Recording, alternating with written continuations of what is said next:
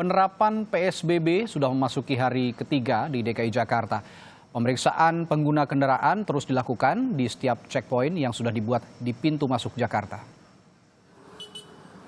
Di Jakarta Selatan ada 3 titik pemeriksaan atau checkpoint yang didirikan dan dipantau oleh tim gabungan dari Pemda, Kepolisian, TNI, dan Satpol PP. Salah satunya yaitu checkpoint di Jalan Ciledug Raya yang berbatasan dengan Tangerang Selatan. Setiap kendaraan yang lewat akan dicek oleh tim yang berjaga untuk memastikan penerapan jaga jarak, aturan kapasitas maksimal kendaraan, dan penggunaan masker sudah dilakukan oleh pengendara.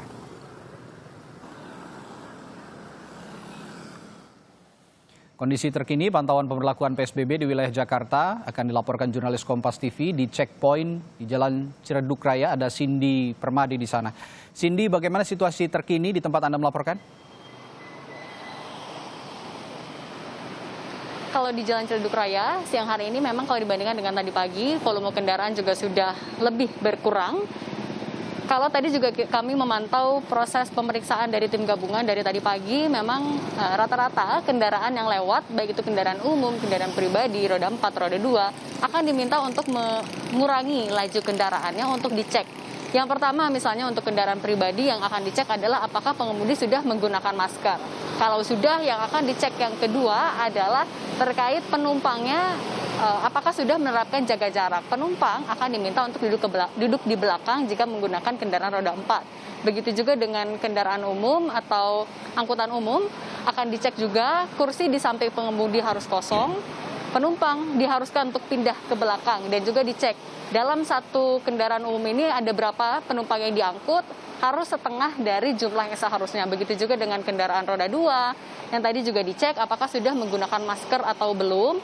Kemudian juga diingatkan bahwa nantinya yang menggunakan kendaraan roda 2 yang boleh membawa penumpang hanyalah yang memiliki alamat yang sama. Ini masih terus disosialisasikan oleh dari tim gabungan. Tadi kalau dilihat juga masih ada yang ternyata belum mengetahui terkait adanya akan diterapkannya sanksi jika melanggar dari aturan PSBB.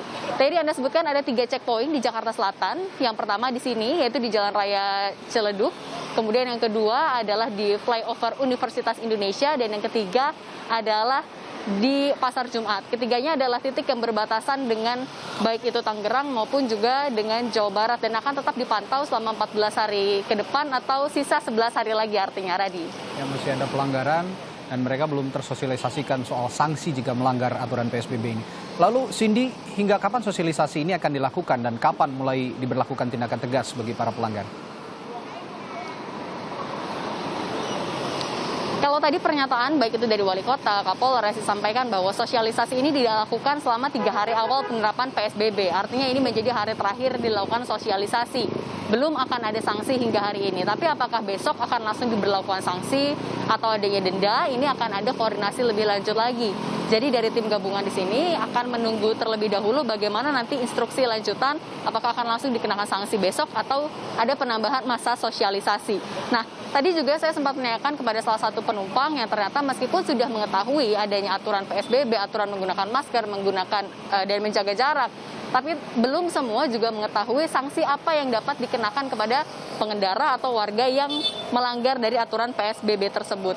Kalau juga mengutip dari Wali Kota Jakarta Selatan disampaikan kalau untuk di Jakarta sendiri sebenarnya pemahaman terhadap PSBB ini sudah cukup baik, tapi yang masih perlu dilakukan sosialisasi adalah di kota yang bersebelahan, terutama misalnya di Tangerang atau Tangerang Selatan yang bersampingan dengan Jakarta Selatan dan belum menerapkan PSBB, masih perlu dilakukan sosialisasi di checkpoint.